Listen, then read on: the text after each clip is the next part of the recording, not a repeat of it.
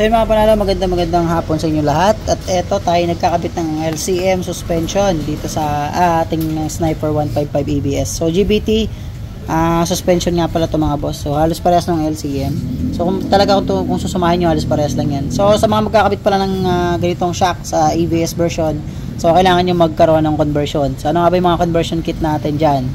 So kailangan nyo butasin ito mga boss yan. Binutas ko lang yan. Tapos sinantap ko lang using 5.8 na pang thread, pang hand tap. So ito yung pang hand tap natin mga boss. Mura lang to sa Shopee para kung kayo gagawa, bumili na agad kayo.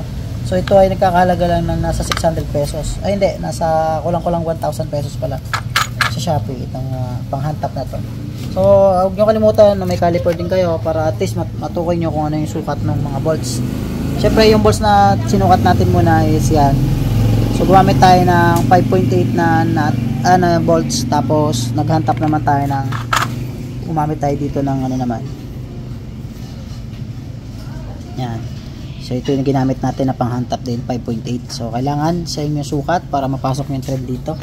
Syempre lagi nyo susukatin yung bolts bago kayo magbutas, kasi kailangan yung bare na mas maliit ng konti, mga 5.5 na bala ng drill. Tapos i-re-thread nyo siya mga boss using ito pang hand tap. Ayan, para mapasok natin siya dito mga boss. So para may threads pa rin yan mga bossing. Ayan. So sa magtatanong naman kung anong gagamitin bracket, ang gagamitin natin bracket, ito pa din. Ayan. Itatap lang natin dito yung kanyang ABS sensor. So yun yung idea natin. So sa lahat na magko-convert nito, medyo makutkot siya mga boss, pero kayang-kaya natin. Basta pag-isipan natin mabuti yung ating ginagawa. So gamit tayo ng okay, masyado mahaba siya mga boss. Hanap tayo. Tingnan natin ito isa. Yan, tapos nut tayo dito mga boss. Lagyan ng thread locker dudong. So lagyan natin thread locker para hindi makalas mga bossing. So ABS nga pala tong motor na sir, kaya medyo nahirapan kami. Pero kung hindi to ABS mga bossing, madali lang to, dire-diretso lang installation. Walang mga ganap na conversion. Tsaka washer dong. Washer. So yan, lagyan natin ng washer sa kanat. So lagyan natin thread lock mga boss para at least ay madali nating ma-install dito at para hindi rin siya matanggal. Yan, washer tayo mga boss dito. Yan, may thread locker nito mga boss. Yan, so mamaya natin siya itatight kasi magpipiting pa tayo. So yan, GBT suspension. Yan itong ginawa nating diskarte para yung kanyang ABS sensor ay gumana pa rin mga boss. Yan o. Medyo pangit siya tignan pero para sa ikakapwesto nitong ABS sensor, kailangan natin ito ibalik kasi ABS yung motor ni boss. Kailangan natin siyempre ilagay pa rin. Medyo luwag na konti. Pahingin JJ ng G's kahit ano lang. Yes, kaya ay T-rins yun so medyo malayo pa siya.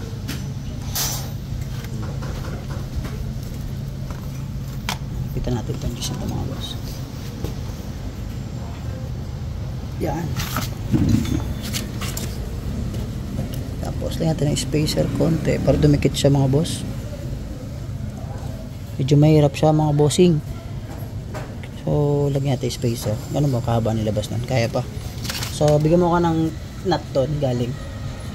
Yan. Galing talaga ni JJ. Yan. So lagyan natin nut mga boss. Medyo mahirap siya kasi nasa loob. Lagyan nyo siya ng nut para umangat. So yung gagamitin yung spacer, yun na rin kasama nung sa motor ninyo. Yan. So kung gusto nyo mabilis sa trabaho, siguro kalasin nyo na lang siya. Yung ano JJ, yung bali na G's. So ito yung conversion ng ating ABS. Dahil wala rin lagayan ng ABS itong ating suspension na GBT. So sa mga mag-GBT dyan tsaka LCM, yan. Pag napanood nyo ito mga boss, yan, meron kayong idea kung paano.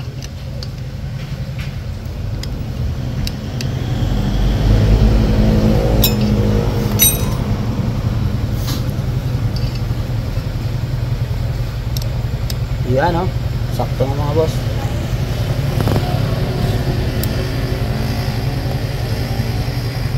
So dahil malambot yung bracket, pwede naman natin siyang i-bend ng konti.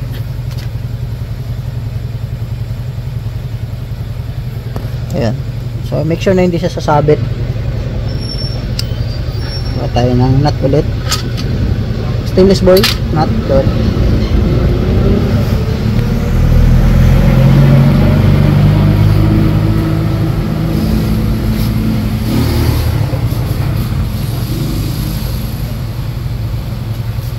Boss, ano natin?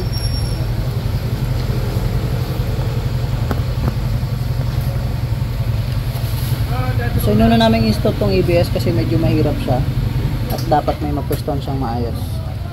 Kaya inuna natin salpak to.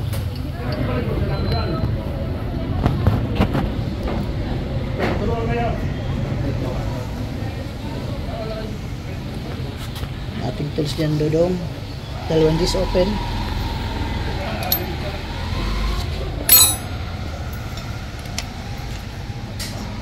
Tanong dito ko anong gagawin doon.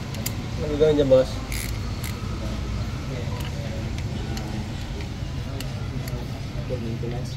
May PMS, sir. Sige, sir.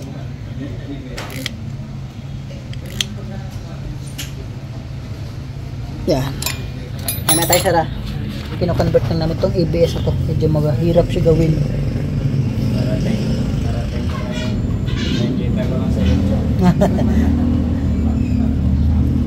Dating na sa YouTube. Ngayon, nandito na. Ito na ako, Kuya Win. Ano, boss? Yo.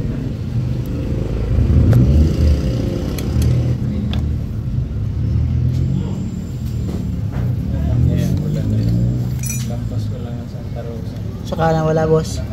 Biniro ka lang ng ulan. Sinubok ka ng pagkakataon sa ulan, boss. Tutuloy ka o tutuloyan ko yung ulan, sabi ng ulan.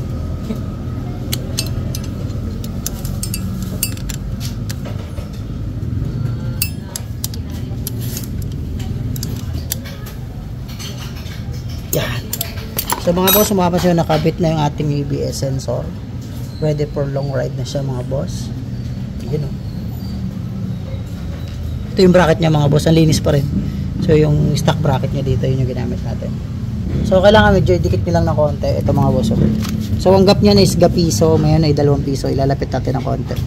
Ayan, sa mga magko-convert niya ng GBT suspension, kailangan ay medyo malawak yung idea natin sa pag-install nito para makabit pa rin natin yung ABS sensor. So ang kinakabit natin ngayon dito, mga panalo, is yung ABS sensor. Okay, so may kulang pala tayo doon sa taas.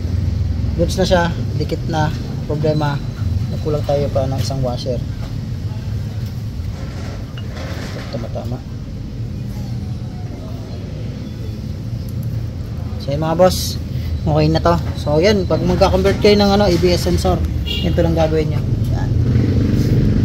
Yes na yan mga boss. Mamaya testingin na lang namin kung gumagana siya. So yun, sa lahat na mag-install ng GBT suspension saka LCM.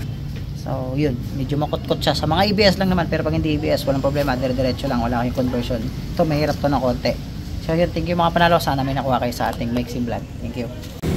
So yung mga panalo, tapos na yung ating ginawa na ABS. Nakilibatan natin ng GBT suspension. So ito yung naging conversion natin dyan. Ilagay natin dito yung bracket. At ayan, dapat ang clearance nyo dun sa rotor disc ay 1 peso, yung gap. Tapos nagkabit kami dito ng RCB hose holder. Then dito ko tinap yung niya, yung kanyang ABS wire sensor. So yan. Tapos nagtabas kami ng konti dito sa may high beam niya. Konting-konti lang mga boss. Grinder ko lang. So matagal din yung naging conversion niya. Umabot din kami na nasa almost 4 hours. Tapos pinaltan na rin natin siya ng caliper na R1. Then si boss may provide na rin siya na bracket kulay black. So pang R1 din siya. Then ito galing sa atin 298mm na rotor disc. Tapos hindi na namin siya nilowered, standard yung kanyang shock. So kung ano yung pagkakakuha ni boss, yun na rin. Tapos ano pa bang ginawa ko dito? So dito nagkaroon ako ng konting conversion. Yung R1 ni boss is mahirap paganahin sa stock na brake master pump. So ang ginawa ko sa kanya, kailangan ko siya ng tawag dito 10mm na nut dito. So yung nut sobrang kapal ng 10mm. Ang ginawa ko, grinder ko siya ng kalahati, tapos sinukso ko dito. Then yung naging play niya is parang yung stock na. So kung wala po yung nut na yun sa loob, ang play niya halos hanggang dito lang. So maiipit yung daliri niyo pag preno nyo. So hindi naman siya naka-engage, tamang-tama lang. So yun yung diskarte habang wala pa kayong master pump. So, kailangan tayo dito gawin is bumili tayo ng 14mm up to 17mm na master pump. Ano? Kailangan yung bilhin yung pump na yon para mas maganda yung function ng ating caliper sa kanyang master pump. So, kumbaga maging compatible lalo. So, ngayon is para-paraan lang yung tinira namin dito. So, diskarte para lang magamit. Then, tingnan nyo, makita nyo yung play nung kanyang lever. So, parang stock lang. Pero kung inalis natin yung nut, andito yan mga boss. Layo niyan. So, yun, natapos na natin. At medyo mabigat na yung upgrade na to ni boss. No? Hindi natin sabihin kung magkano. Thank you pala sir sa patiwala at lagi ito pinapagawa yung motor niya. 500 kilometers pa lang. Grabe na yung napagtan. Thank you mga boss.